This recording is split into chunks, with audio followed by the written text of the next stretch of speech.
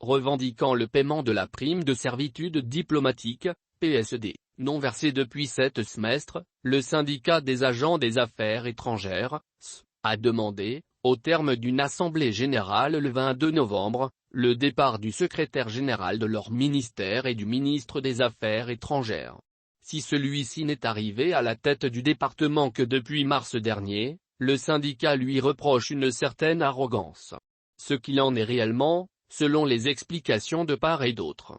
Entre décision de faire une marche en direction la présidence de la République et demande du départ de Michael Moussa Adamo, le ministre des Affaires étrangères, ainsi que du secrétaire général du dit ministère, le syndicat des agents des affaires étrangères, SAE, s'est réuni en assemblée générale extraordinaire le 22 novembre. Revendiquant principalement le paiement de la prime de servitude diplomatique, PSD, le SAE dit avoir déposé en septembre dernier, un dossier au Conseil d'État. Lequel, assure André Assoualo le président du syndicat, suit son cours normal.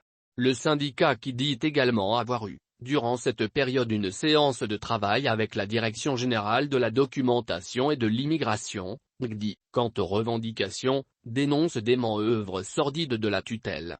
À en croire le SAE, le ministre Moussa Adamo et ses collaborateurs veulent étouffer les revendications légitimes des agents.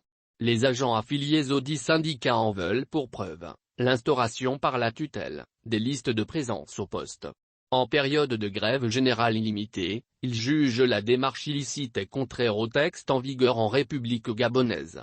Principalement, les dispositions de la loi N-1 du 4 février 2005 portant statut général de la fonction publique.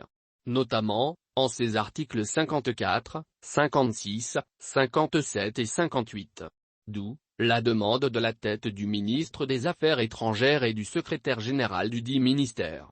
Contacté par Gabon Revient, un haut cadre du ministère trouve maladroite la démarche du SAE. La grève daterait de plusieurs années, mais depuis le 8 mars 2022, ces agents réclament 7 semestres d'arriérés de PSD. Autrement dit des arriérés datant d'environ 3 ans et demi. Cette prime, selon le haut fonctionnaire ayant opté pour l'anonymat, était payée par les recettes visas alors payées par des pays comme le Cameroun et autres pays de la sous-région. Les visas ayant été supprimés fut fait de l'institution de la libre circulation des biens et personnes dans la CEMAC, cette prime, indique-t-il, a donc du mal à être payée. Par ailleurs, plus de la moitié de ces agents ne viennent pas au travail. Ils viennent seulement tous les 3 mois manifester pour une prime, regrette le haut cadre, vétéran du ministère. À l'en croire, ces agents sont pour la plupart des personnels de la main-d'œuvre non permanente.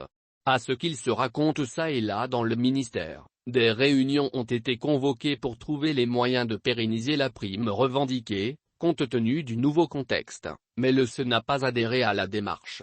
Pour un autre vétéran du ministère, cette grève est politique d'autant plus que ceux qui demandent la tête du ministre, auraient boycotté le comité mis en place pour gérer la problématique.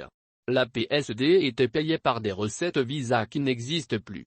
Elle est revendiquée par des personnes qui ne viennent pas au boulot si ce n'est tous les 3 mois pour la réclamer, a insisté le haut cadre qui est tenté de croire que dans ce contexte, le syndicat n'aura pas gain de cause. Visiblement bien informé, un autre cadre, ancien diplomate revenu à la centrale, le ministère des Affaires étrangères, rappelle que le CI revendique 7 semestres d'arriérés de primes, or le ministre actuel n'est là que depuis bientôt 2 semestres. Le ministre des Affaires étrangères a mis en place un comité présidé par la ministre déléguée Yolande Nyonda.